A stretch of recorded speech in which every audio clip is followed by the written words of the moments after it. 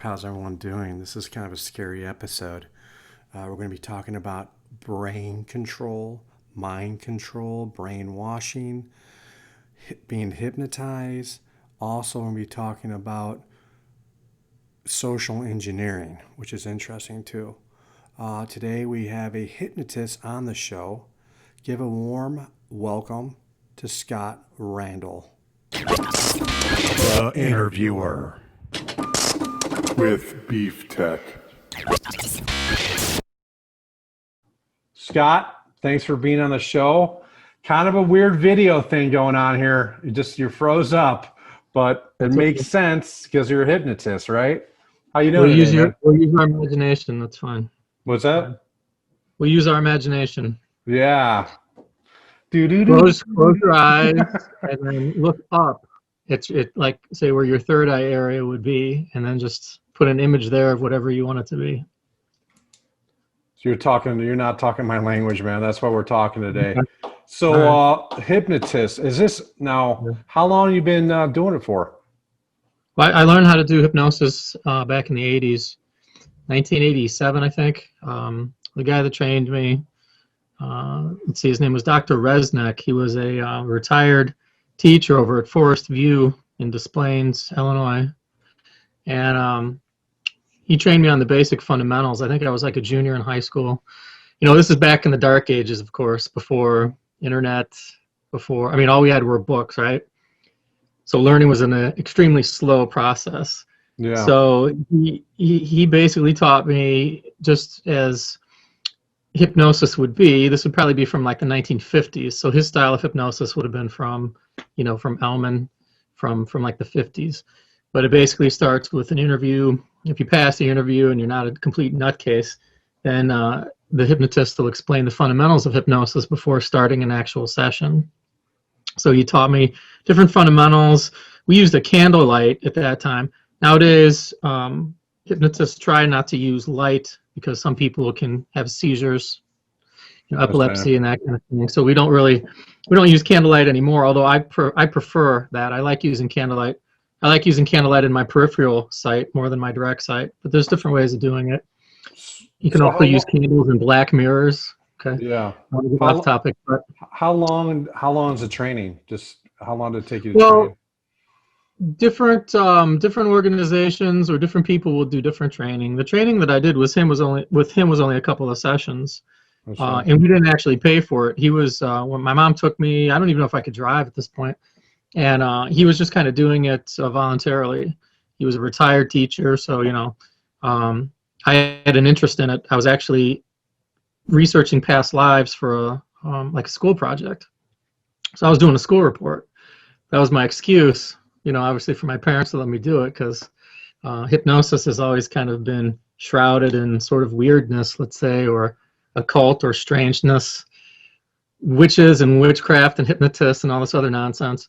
So that's how I got into it. I did get an A on my paper, and I think I still have the paper on here somewhere, but that kind of got my interest going, and then I just followed up on the fundamentals in what's called a library. Now, if we all remember libraries, whoa, it takes forever to get information. You be talking about Google? Such a slow process in books, and I mean, how many of us really like sitting down and using books? It's so much easier nowadays. But and then I just tried incorporating the fundamentals in sound. I've always been obsessed with Jimmy Page and using alternate tunings and UFO tunings and this other stuff that people get into now. So he was into the occult and mysticism, and I always tried to combine it with music, and he was actually serious about it, whether it's real or not. Magic symbols and all this other stuff. So I just tried to bring it all together in hypnosis. Now, do other people use music for that? For hypnosis? Well, there's something called digital hypnosis. If you go on the internet and you Google digital hypnosis, you can get all kinds of audio recordings that can be used for hypnosis. So that's pretty popular. Different frequencies that people use, that kind of thing. Yeah, I heard of different kinds. Now we got people sometimes call brainwashing, mind control, hypnotists, whatever, and then social engineering. Okay. And those are the kind of the things that have been floating around that I've seen. Mhm. What's the difference between like a brainwash and being hypnotized? Well, hypnosis is just a natural state of mind. There's 5 different brain frequencies. I don't want to get technical because people get confused, but basically hypnosis is kind of just drifting off. Let's say there's something called highway hypnosis. When you're at the wheel and you start thinking about something in your imagination and you kind of lose contact with what's going on in front of you, like your body and your eyes take over, and then your mind goes somewhere else. That's called highway hypnosis. Before you fall asleep, when you wake up and you're kind of in the dream state, this is all just natural. A hypnotist can, when someone is under and they're in a hypnotic state, they can apply certain suggestions, and this is something that's considered ethical or unethical. We can offer positive or negative suggestions when someone is actually under. Now, that's just natural hypnosis, not using drugs or electricity or anything too crazy. I'll just try to segue that into like ufology. When you hear stories about people that have had either been given drugs and then also a combination of drugs and hypnosis to try to suppress memories or suppress statements or comments or involvement, that gets into something that's a little bit darker. Of course, I don't get into stuff like that. I hear about things like that through ufology, and then through the occult and the Third Reich and all this other stuff.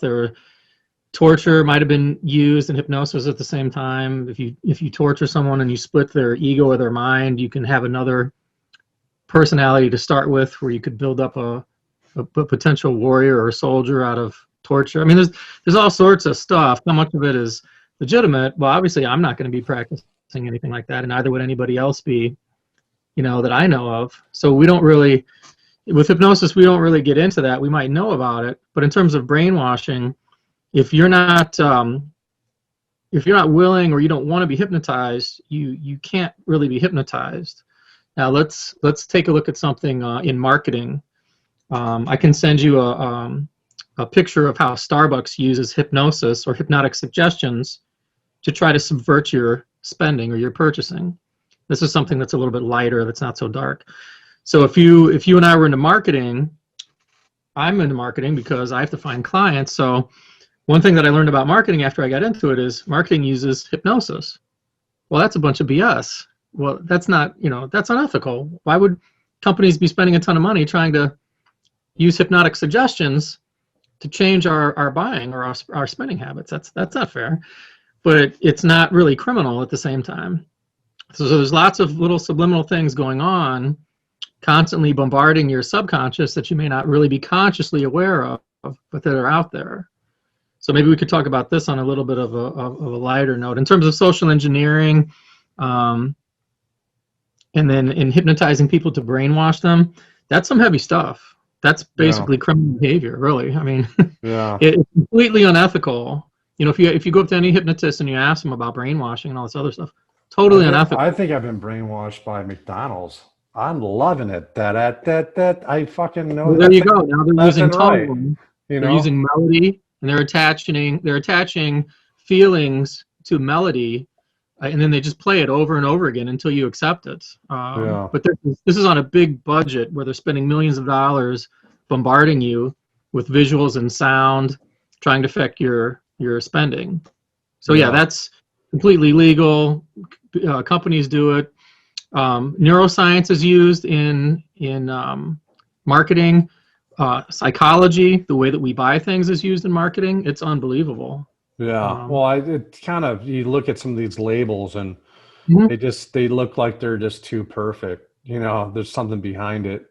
It seems like to me, and it's probably Well, anytime you go to buy something, there's been a ton of money spent on trying to make it easy for you to buy whatever product it is that you're looking at. The positioning of it, the branding. I mean, it's strategically positioned towards a certain person or a certain demographic in the market. So that's there's a ton of money spent on that in research. It's unbelievable. Now even more so than ever, because we have all this analytics and all this stuff off of the internet, all of the retargeting and conversion rates and this other stuff that we didn't have back in the day. When marketing was simple, it was like about archetypes and Coca-Cola, and they didn't have all of the analytics and stuff. But now it gets really, they got it nailed down to a science nowadays. But it's kind of interesting. Buying products for a long time now. Mm-hmm. I see the commercial, Yeah. Well, the thing is that we can access the same information. You can on Facebook, if you wanted to advertise, you can target your market right down. I mean, you could drop a bomb right on an X with Facebook. It's unbelievable how they can target. So at least we have access to it and we know what's going on. But I didn't even understand until I got into marketing that companies use hypnotic suggestion or hypnotic words to try to affect our buying or our spending. I didn't even know that. Yeah. So I was kind of shocked. To me, that's kind of unethical. As a hypnotist, it seems pretty bad. I mean, they're Mm-hmm. it's almost, it seems very unethical to me. Yeah. So at least we tell you we're trying to do it. Hey, I'm trying to hypnotize you. Now, if you don't want to do it, then you don't have to do it, and we won't do it. But I at least tell you up front. It's kind of like the name of the business, occult service. What is the occult? It's just trying to control people based on their beliefs. Yeah. A belief is something you can't prove. So a lot of occultists will try to use people's fears to control them. Think about Charlie Manson or any of these cult figures. Do you think Charlie Manson used like that hypnotizing his followers? Well, I mean, he was definitely an occultist. I mean, I don't spend too much time reading about him, but hey, I'm gonna be 50, so I had to pay attention to Charlie Manson in the 80s because honestly, there was either this was on TV or we had that on TV or there was just reruns and that was it. So we were kind of forced to watch stuff that we didn't really want to see. 60 Minutes, what else is there on Sunday? I don't know. So we had to sit through it. So in terms of what went on behind closed doors with him, it's hard to say. There might have been a lot of drugs involved too, but once again, using people's fears to control them. That's kind of the secret of the occult. If you find people that are afraid of shit, you use that shit to control their behavior. That's one of the secrets of the occult or of an occultist. You'll find someone, you'll find what they're scared of, and you can use that to manipulate them. And they're only scared of a belief. A belief is something you can't prove. Yeah. So don't be scared of something that's not scientific. That makes sense. So I deal with people that think their houses are haunted and all this other nonsense. When we get into the fundamentals of hypnosis, we talk about hallucinations, positive, negative hallucinations, pareidolia, idiomotor effect, Ouija boards, all this other nonsense. Once people learn how to control their own hallucinations and understand they're doing most of it with their own mind anyway, then it kind of clears up the picture, takes all of the fog away. Yeah. So our perception of reality is pretty bad to begin with, unfortunately. So like, give me a lowdown on maybe a couple different techniques that. Well, the eye exercises that I sent you, we use those for what's called a positive or a negative hallucination, and these can be done at will. A positive hallucination is when you make something appear in your line of sight that's not there, which you can do with your mind. We do it all of the time, but we just don't realize it. A negative hallucination is when you make something disappear. It's right in front of you, but you can't see it because your mind makes it disappear. Perfect example is when your significant other tells you to go do something. Go find something. Hey, I can't find it. I looked all over the place. I can't find your whatever, your keys. I can't find this. I can't find that. Sorry, go look on your own. I'm tired of wasting time with it. And it's right in front of your sight because you don't want to look for it. So you've just erased it from your memory or from your line of sight. Positive and negative hallucinations. Now, doing eye exercises, which is a quick way of hypnotizing, that's one way that you can actually control and practice it on your own. But let's say you see a ghost. Well, you're probably just creating that hallucination in your line of sight. And this can happen when we're scared too. If you listen to what's going on in the news about when police officers are talking about how they see people with guns in their hands and all this other stuff and they didn't have it, you can put a gun in someone's hand even if they're not holding a gun if you're scared. That's why our perception of reality is pretty bad and people they don't really understand it. When you learn about it through hypnosis, you might think twice. Hey, you might want to slow that car down a little bit, drive the speed limit, keep everything out of your hands and really pay attention because your eyes are real poor to begin with. We get into, I used to do martial arts back in the 70s. Then I got into commercial driving. And these two areas of study talk about how the eyes interpret reality. Okay, so in driving, they talk about what's called peripheral vision. So peripherally, we see shadows that we don't really see in our direct line of vision. So if you hear somebody say, oh, I saw a shadow figure out of the corner of my eye. Well, yeah, your eye sees shadow that way, but it's not a shadow figure. You're just seeing shadow. That's the way your eye works. It's just like that. Yeah. So when you look to see the shadow, it was gone. Well, that's because it only existed in your peripheral line of sight. So you have to understand that. So if someone's blind, can you hypnotize them? Sure.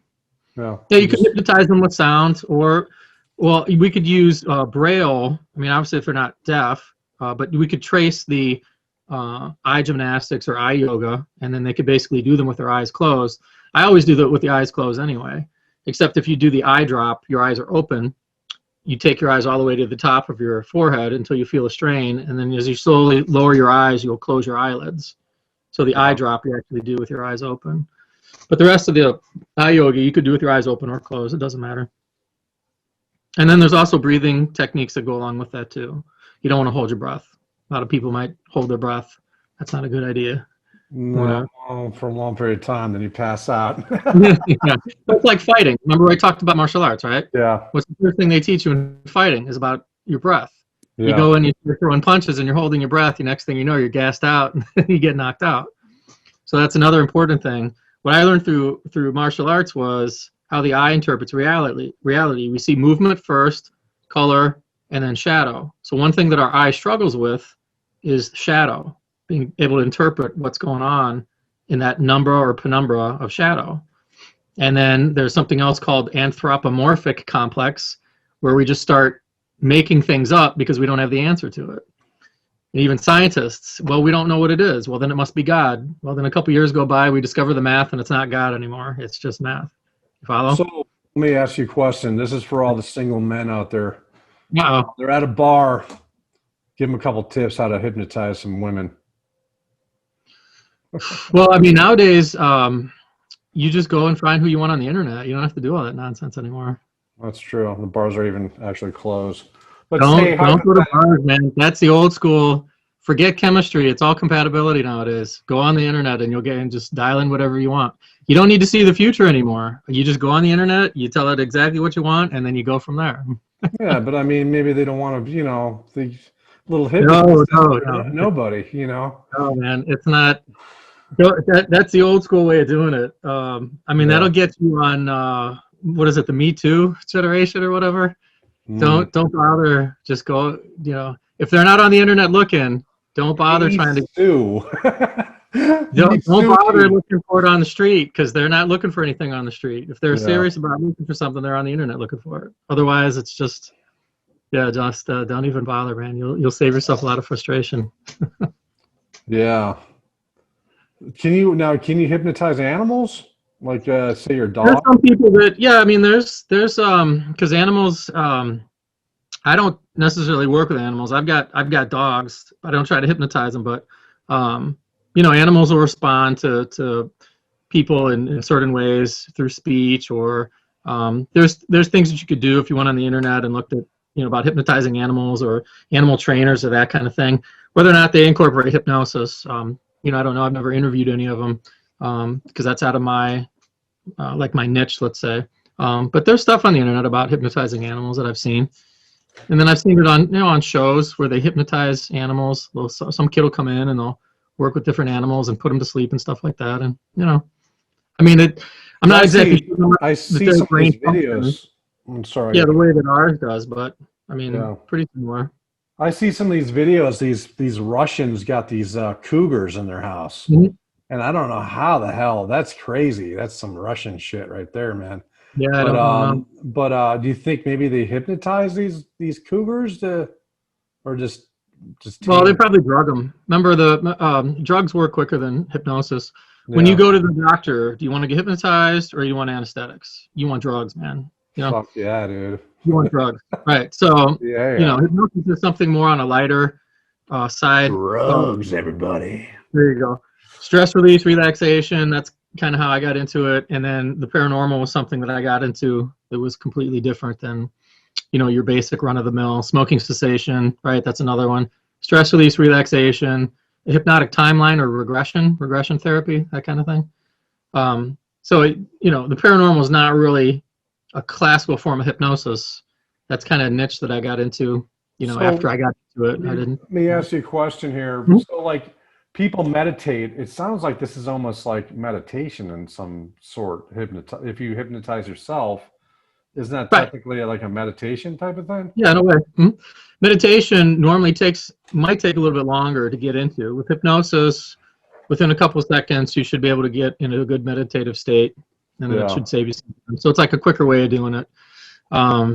Sometimes it's hard to quiet the mind, to get the mind to stop running and to just to focus or to hyper-focus, which is what hypnosis is, the ability to hyper-focus.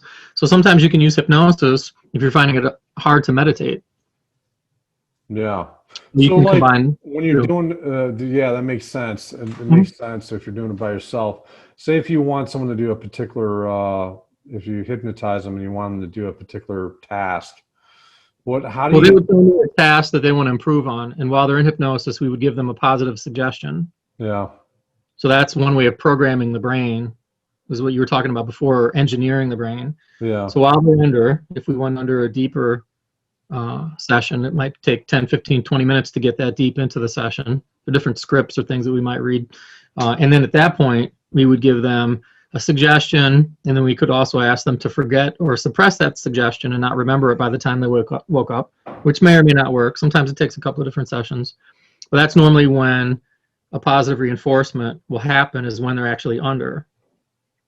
So, like, So how do you get them under? What do you say? So there's different scripts that were different scripts or stories. Once we get them into a shallow, range of hypnosis, then we might go a little bit deeper.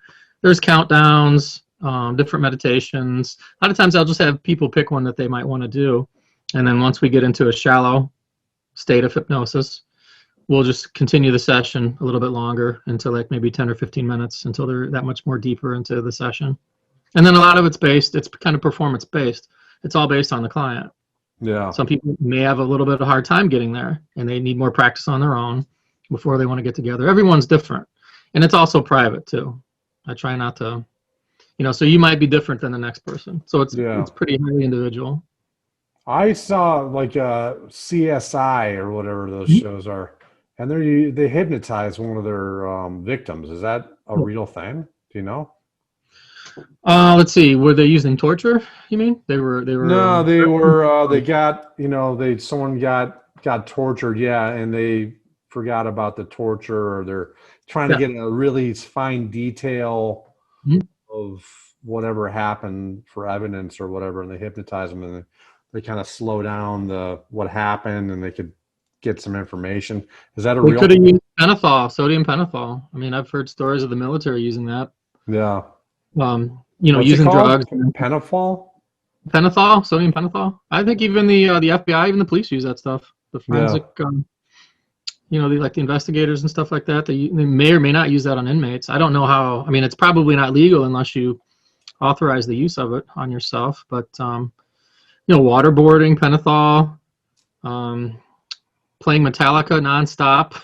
Oh no, I'm not talking about torture. I'm talking about someone that is a victim, then goes to the police later on, and then they hypnotize them to find the details out that they don't remember. But I guess you're saying, okay, we got the answer on that one. Like forensic hypnosis. Yeah. It can be used in post-traumatic stress. Normally, it would be used to separate the trauma. The subject has to view the trauma, separate themselves from it before they actually start talking about it, so that it's less stressful. So there's protocols to use for post-traumatic stress. Now, is there some kind of certification that you could get? Yeah. Oh, there is. What are we talking about? Well, what I did was through the National Guild. It was just basic certification. I think it was 40 hours of classroom, and then I also had to do performance, because pretty much hypnosis is a performance art. Yeah. It's like playing an instrument, sort of. So you got to get up in front of people and do it, which is kind of scary, actually. It's like having to play an instrument in front of a bunch of people.